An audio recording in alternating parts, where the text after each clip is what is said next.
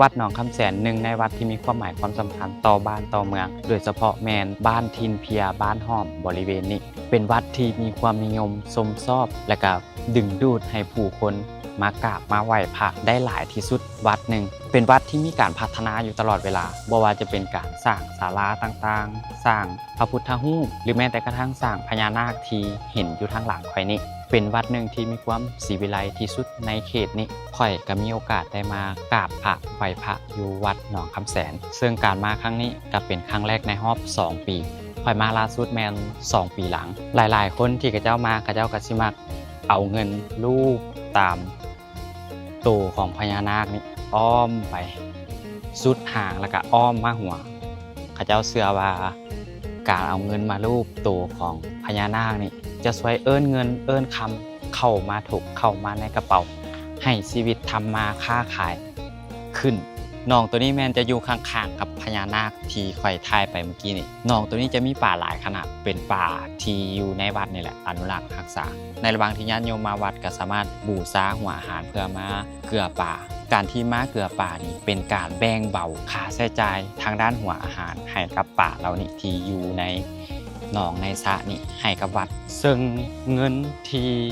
ญาติโยมเขาเจ้าบริจาคให้กับวัดก็จะถูกนำมาสร้างวัดให้เจริญรุ่งเรืองตัวนี้จะเป็นโซนที่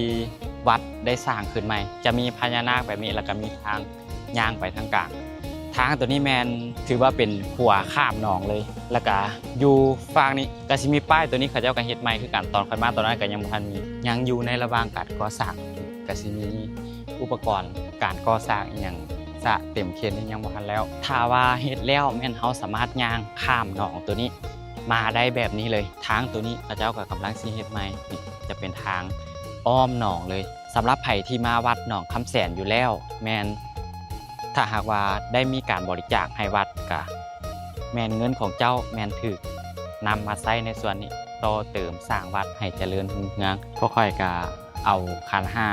1เพื่อไปกราบพระไปพระไปก็บ่ได้ไหว้ขอพรอย่างดอกมีแต่มาไหว้ให้จิตใจมันสบายขึ้นซื่อๆก็สิเป็นประมาณนี้เลยตอนสวยคนก็สิมาหลายเขาเจ้าก็สิมาไหว้พระอยู่นี่แล้วก็มีครูบามัดแขนให้ถ้าว่าใครอยากมัดก็มัดก็ได้แล้วก็มีเสียงโชคเสียงซีอย่างปกติทั่วไปตัวที่เป็นบาทน้อยๆนี่เขาเจ้าจะเอิ้นว่าตักบาทสว่างก็สามารถมาตักบาทสว่างได้เพื่อเพิ่มความสิริมงคลให้กับชีวิตเฮ็ดแล้วสบายใจเฮากะเฮ็ดไปบอนที่ค่อยกำลังย่างขึ้นมานี่ตัวนี้จะเป็น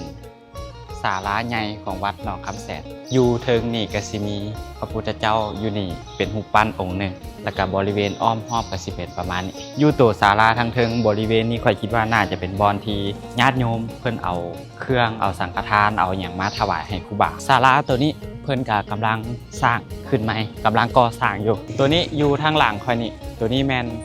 เอิ้นว่าสิมซึ่งเป็นบอนที่เอาไว้บวชสำหรับไผที่มาบวชเพิ่นก็สิใช้สิมตัวนี้ในการบวชแล้วก็บ่มีเพียงซ้ำนี้เด้อเนื้อที่ของวัดยังยาวเหยียดไปฮอด